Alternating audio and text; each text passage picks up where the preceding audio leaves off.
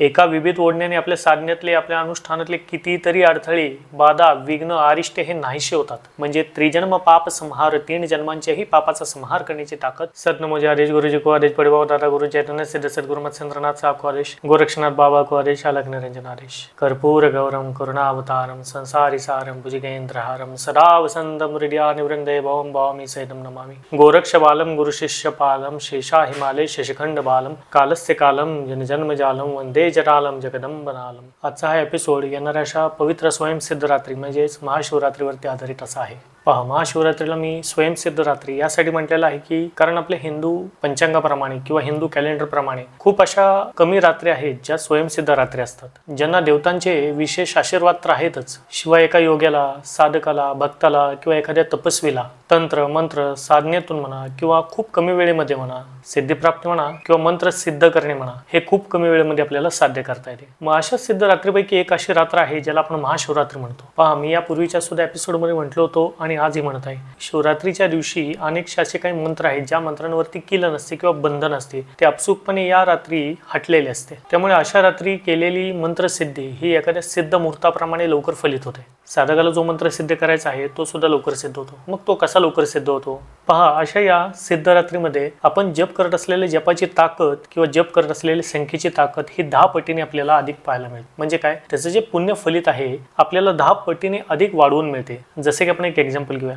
आपण 108 मण्यांच्या माळेचा जप करत आहोत, तर तुम्ही या रात्री जर 108 मण्यांच्या माळेवरती जप केला, जपाचं जे पुण्य फलित आहे ते 10 पटीने जर बघितलं तर 1008 वेळा केलं जाणाऱ्या जपाचं जे पुण्यफल आहे ते तुम्हाला 108 मध्ये केलेल्या माळेमध्ये मिळते। त्यामुळे शिवरात्रीला केलं जाणारं कोणते अनुष्ठान असेल, मंत्रजाप असेल, साधना असेल, हे लवकर फलित होते। मग शिवरात्रीला कोणती उपासना करावी किंवा ते फलित कसे असतात किंवा असे कोणती उपासना आहे जे शीघ्र फलदायी आहे, जे आपल्याला सांसारिक जीवनामध्ये किंवा जीवन जगत असताना आपल्याला इझिली करता येईल, ते सुद्धा आज आपण प्रमाणासहित पाहणार आहोत। पहा, समजून घ्या, शिवरात्री हा प्रत्येक महिन्याला कोणत्या ना कोणत्या एखाद्या विशिष्ट तिथीला येतच असतात, परंतु वर्षातून जी एकदाच येते ती शिवरात्री नसून ती महाशिवरात्री आहे, हे अगोदर तुम्ही समजून घ्या। हीच महाशिवरात्री म्हणजे भगवान आदिनाथ म्हणजे महादेव म्हणजेच देवादिदेव महादेव आणि माता पार्वती यांच्या विवाहाची जी रात्र आहे त्याला आपण शिवरात्री म्हणतो। मग या रात्री किंवा या दिवशी केली जाणारी जी शिवलिंगाची स्थापना असेल ती साधकाला शिवपद प्राप्ती करून देणारे सुद्धा ठरते बरं का। या दिवशी केले जाणारे पुण्यक्षेत्राचे दर्शन हे मोक्षप्रदायक ठरते। याशिवाय शिवमंदिरामध्ये किंवा पुण्यक्षेत्रामध्ये केले जाणारे जे स्नान असेल त्या अनेकशा पापांचे नष्ट करणारे किंवा अनेकशे पातके पापी यांचा नाश करणारे सुद्धा ठरते। शिवपूजनामध्ये वापरल्या जाणाऱ्या सर्वच्या सर्व वस्तू या तर पवित्र आहेतच, शिवाय या आपल्या हिंदू किंवा सनातन धर्माच्या या प्रतीक असलेल्या वस्तू सुद्धा आहेत। जसे की मी म्हणेल, जो तुम्हाला आता कपाळी त्रिपुंड्र दिसत असेल किंवा गळ्यामध्ये रुद्राक्षाची माळा दिसत असतील, भस्म दिसत असेल, टीका दिसत असेल, हे आपले सर्व सनातन धर्माचे प्रतीक आहेत। बऱ्याच जणांना कपाळी भस्म लावण्याची लाज वाटते, बऱ्याच जणांना हे कपाळी विभीत लावणे म्हणजे एक प्रकारचे अवडंबन वाटते किंवा शो ऑफ करत आहे असे वाटतात। मी जर विभीत लावून घराबाहेर गेलो तर लोक काय म्हणतील, गळ्यात जर मी रुद्राक्षाची माळा घातल्या तर रुद्राक्षाची माळ घातल्या तर लोक माझ्यावरती हसतील, असे बऱ्याच जणांना ना या सर्व गोष्टी म्हणजे एक प्रकारचं शो ऑफ वाटतात। मी तर म्हणेल, आपण जर स्वतःला नाथ भक्त म्हणून घेत असेल, शिवभक्त म्हणून जर घेत असेल, मग आपल्या कानामध्ये असलेल्या दोन्ही बाळे असतील, कपाळी लावत असलेला आपला विभीत असेल, गळ्यामध्ये धारण करत असलेली आपल्या रुद्राक्षाची माळ असेल, हे सर्व आपले सनातन धर्माचे प्रतीक आहेत। याच्यावरती आपल्याला अभिमान हवा। या खऱ्या अर्थी एका भक्ताच्या, एका साधकाच्या, एका तपस्वीच्या, एका योग्याच्या दागिन्याप्रमाणे आहेत। या शिवाच्या विभीताची महिमा म्हणजे या त्रिपुंड्र याची महिमा ही आपल्याला शिव महापुराणात सापडते, स्कंद पुराणात सापडते, नवनाथ पोथीमध्ये सापडते, इवन दत्त संप्रदायामध्ये गुरुचरित्रामध्ये आपल्याला सापडते, अनेक संत महात्मे ऋषी मुनी कथन वडलेल्या अनेकशा ग्रंथांमध्ये आपल्याला सापडते, मत्स्य पुराणामध्ये सापडते। इवन जेवढे वेद आहेत, जेवढे पुराण आहेत, जेवढे उपनिषदे आहेत, जेवढे ग्रंथ आहेत, हे सर्वच्या सर्व आपल्याला भस्माची महिमा किंवा शिवाच्या भस्माची म्हणजे त्रिपुंड्र म्हणजेच विभीताची महिमा किंवा त्याची आख्यायिका गायनार सुद्धा आपल्याला पाहायला मिळतात।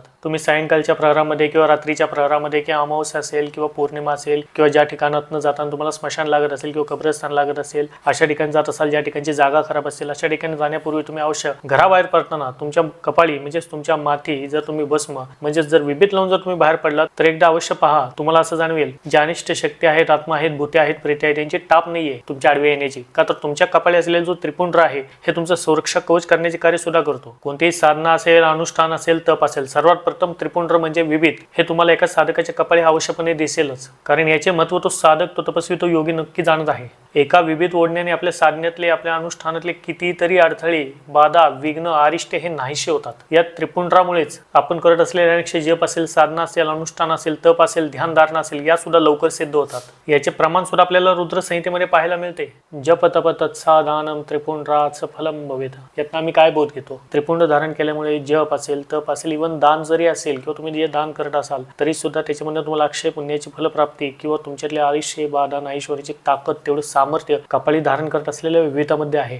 त्यामुळे मित्र म्हणेल, फक्त महाशिवरात्रीच्या दिवशी नव्हे, दररोजच प्रत्येक साधकाने आपल्या कपाळी किंवा घराबाहेर पडताना हे भस्म लावून म्हणजे विभीत लावून म्हणजे त्रिपुंड लावून हे घराबाहेर पडा. यातनं तोटा नाही झाला तर तुमचा फायदाच होणार आहे. त्यामुळे त्रिपुंड धारण करणं असेल किंवा गळ्यामध्ये रुद्राक्ष धारण करणं असेल, हे थोडक्यामध्ये याचे प्रतीक आहेत. मित्र म्हणेल की तुमच्या पुण्याच्या प्राप्तीमध्ये अधिक पटीने हे पुण्य तर वाढवून देणारे ठरतील, शिवाय तुमच्या पाठीमागे असलेल्या किंवा तुमच्या समोर येणाऱ्या अनेकशा बाधा, विघ्न, अरिष्टांचा नाश करणारे सुद्धा ह्या सिद्ध होतील. आता आपण आजच्या या विशेष भागातला महाशिवरात्रीचा एक विशेष उपाय काय आहे तो आता पाहूयात. मी आज तुम्हा सर्वांनाच तुमच्या सर्व इच्छा, मनोकामना किंवा तुमचे जे काही इप्सित मनोकामना असतील याची पूर्ती करणारा असा एक विशेष उपाय तुम्हाला देत आहे, जो तुम्हाला या महाशिवरात्रीच्या रात्री करायचा आहे, जो कमी वेळेमध्ये, कमी खर्चामध्ये तर असेल, शिवाय लवकरात लवकर तुम्हाला फलप्राप्ती करून देणारा सुद्धा साबित होणार आहे.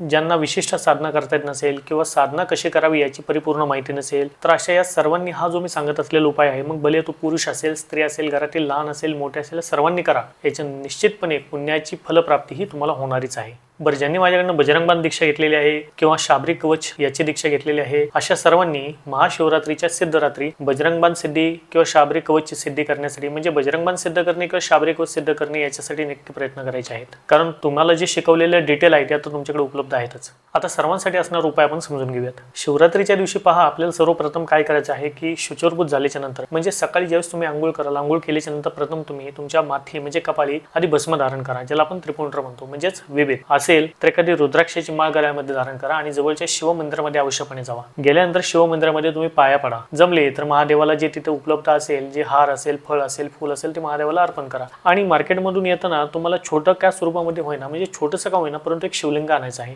ते शिवलिंग आणून तुम्हाला तुमच्या घरामध्ये स्थापित करायचं आहे ते शिवरात्रीच्या रात्रीमध्ये. बरं, शिवलिंग घेऊन येत असताना तुम्हाला एक मुठभर तांदूळ म्हणा किंवा छोटेसे तांदूळ, ज्याला अखंड तांदूळ आपण म्हणूयात, हे तांदूळ सुद्धा तुम्हाला घेऊन यायचे आहेत, जे वापरलेले घरातले नसावेत. त्यामुळे येताना किराणा दुकानात तुम्ही तांदूळ सुद्धा घेऊन या. याशिवाय तुम्हाला पांढरे फूल मिळाले, पांढरे फूल तर अवश्य आपल्याला मार्केटमध्ये मिळतात, परंतु खास करून जर धोत्र्याचे जर फूल तुम्हाला मिळत असेल तर हा दुग्ध शर्करा योग मित्र मिळेल, म्हणजे सोने पे सुहागा हा योग मिळेल. त्यामुळे प्रयत्न करा, जरी धोत्र्याचं फूल नाही मिळालं तर पांढऱ्या रंगाचं फूल आणण्याचा प्रयत्न हा निश्चितपणे करा. याचबरोबर तुम्हाला 108 बेलाचे पानं आणायचे आहेत, ज्याला आपण बिल्वपत्र म्हणतो. बरं, आता बेलाचे पान घेताना आपण कसे घ्यायचे आहे? बेलाचे पान घेताना कमीत कमी 108 आपल्याला या पूजेमध्ये लागणारे आहेत आणि हे 108 पानं जे असतील ते तुम्हाला निवडून घ्यायचे आहेत. म्हणजे ते पान कुठेही कट झालेलं नसावं किंवा ते खराब झालेलं नसावं, सडलेलं नसावं, अशा पद्धतीचं स्वच्छ पान तुम्हाला बेलाचं असं घेऊन यायचे आहेत. असे 108 पान आपल्याला लागणार आहेत, 108 पाने. आता हे सर्व घेऊन आल्याच्या नंतर तुम्हाला प्रयोग कधी करायचा आहे किंवा ही पूजा कधी करायची आहे, तर ही करायची आहे रात्री 9च्या नंतर. दिवसभरामध्ये ज्या लोकांना उपवास करणे शक्य असेल त्यांनी अवश्यपणे उपवास करा, किंवा ज्या लोकांना एक टाइम जेवण करायचं असेल, एक टाइम फळाहार घ्यायचा असेल, असं करायचं असेल तरी करा. इव्हन तुम्हाला शारीरिक दृष्ट्या जर उपवास होत नसेल तर उपवास केला नाही तरी सुद्धा चालेल. बरं, आता ही जी पूजा आहे जी मी तुम्हाला सांगत आहे, ही तुम्हाला रात्री 9च्या पुढे करायची आहे. 9च्या पुढचा टाइम किंवा मध्यरात्रीचा टाइम हा अतिउत्तम तुम्ही जाणावा.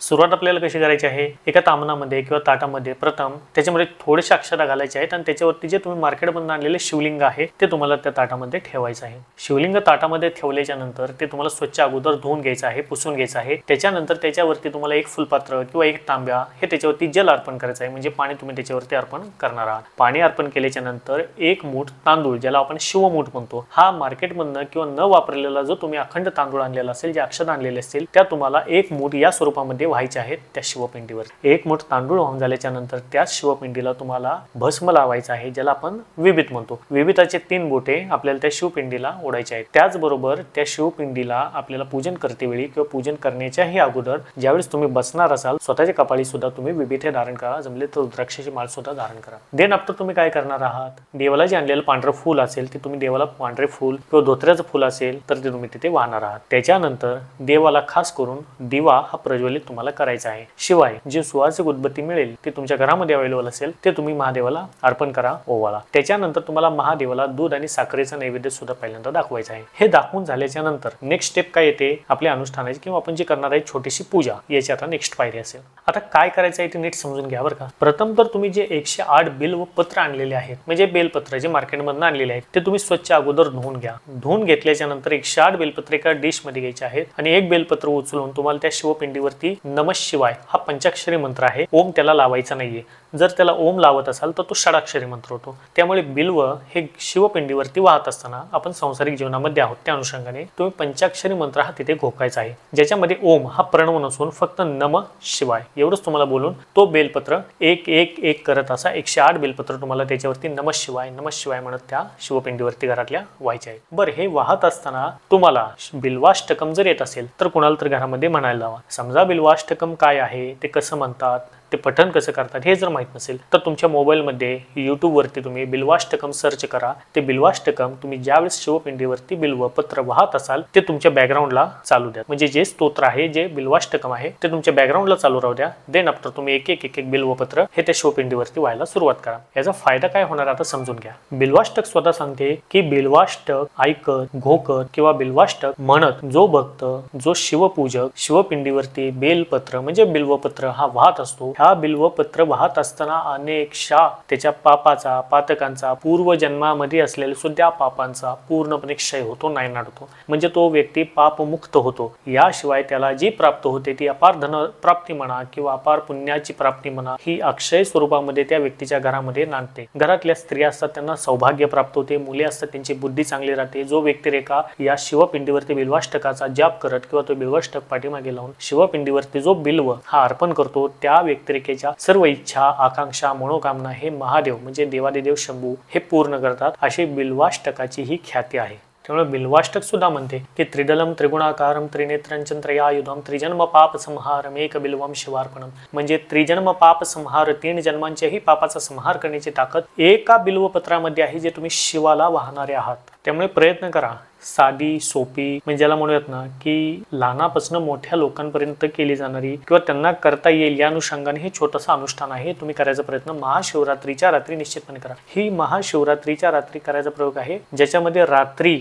याला महत्व आहे, दिवसाही पेक्षा जास्त महत्व महाशिवरात्रीच्या रात्री असते, म्हणून त्याला आपण महाशिवरात्री म्हणतो, हे सुद्धा आवर्जून सांगत आहे। कारण बिल्वाष्टक म्हणत किंवा बिल्वाष्टक पाठीमागे लावून तुम्ही अर्पण करत असलेलं जे बिल्व आहे त्या साधकाचे एका कामधेनूप्रमाणे सर्व मनोरथे पूर्ण करणार तर ठरणारच आहे। याशिवाय जे बिल्वपत्र वाहत असताना तुम्ही पंचाक्षरी मंत्र जो घोकत आहात, बोलत आहात म्हणजे नमः शिवाय, याच्यामध्ये तुमचं जे पुण्यफल आहे ते अगणित पद्धतीने तुम्हाला परत भेटणार आहे। त्यामुळे वर्षभर तुम्ही कोणत्याही एखाद्या मंदिरामध्ये गेलेला नसाल, वर्षभर तुम्ही कोणताही विशेष असा देवदेव केलेला नसेल, अनुष्ठान केलेलं नसेल, तर वर्षभरामध्ये जरी तुम्हाला जमलं नसेल, परंतु वर्षातून येणारे या शिवरात्रीला म्हणजे वर्षातून येणाऱ्या या महाशिवरात्रीमध्ये हा सांगितलेला विशेष प्रयोग हा 3 टप्प्यामध्ये करायचा आवश्यकपणे प्रयत्न करा। पहिला टप्पा काय सांगत आहे, पहिला टप्पा मी तुम्हाला म्हटलं आहे की तुम्ही सकाळी अंघोळ झाल्याच्या नंतर कपाळी भस्म आणि गळ्यात एक रुद्राक्षाची माळ घाला। सेकंड पॉइंट येत आहे की तुम्ही जवळच्या शिवमंदिरामध्ये जाऊन अवश्य शिवमंदिरामध्ये महादेवाचे दर्शन घ्या, जमले तर तिथे स्नान सुद्धा करा। आणि तिसरा टप्पा येत आहे की संध्याकाळच्या प्रहरामध्ये म्हणजे रात्रीच्या प्रहरामध्ये